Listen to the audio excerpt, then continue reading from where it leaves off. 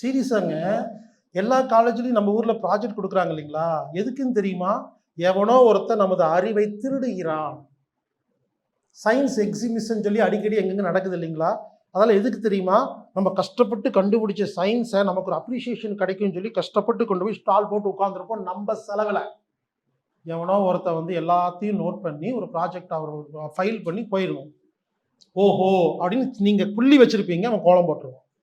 நமது அறிவை திருடுவதற்குத்தான் நமக்கு ப்ராஜெக்ட் கொடுக்கிறார்கள். அப்போ அங்கே ப்ராஜெக்ட் என்னன்னாங்க, 50 வெள்ளியை கொடுத்து $50 கொடுத்து $5000 மாத்துறது, அதாங்க ப்ராஜெக்டு. ஸ்காட்லாந்து கேள்விப்பட்டிருப்பீங்க.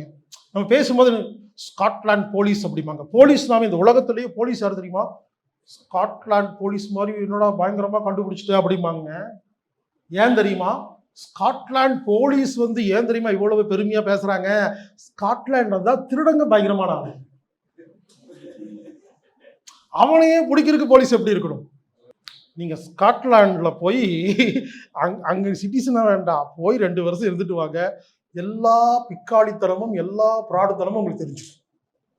ஸ்காட்லாந்து இருக்கிற ஒருத்தர், அங்கேயே பிறந்து வளர்ந்த ஒருத்தர், நீங்க நடு ரோட்ல கொண்டு டெல்லியில விட்டீங்கன்னு வச்சுங்களேன், கையில் 5 காசு இல்லாம போற காரை எக்ஸ்கியூஸ் மீன்னு காரை உள்ள உட்காந்து அவங்க வீட்டில் போய் சாப்பிட்டு 50,000 வாங்கிட்டு கிளம்பிடுவாருங்க.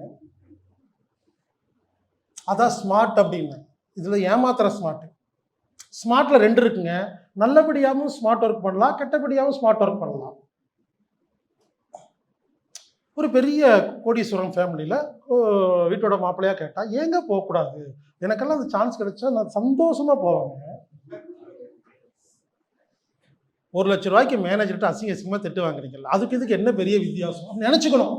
இவர் வந்து மாமனார் இல்லை, manager. Okay sir, sorry sir, அவ்வளோதான்.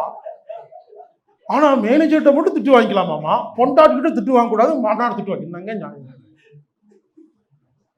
அப்படி நினைச்சுக்கிட்டா அது வெக்கமான ரோசம் சுடுசோன்னு இருக்காது.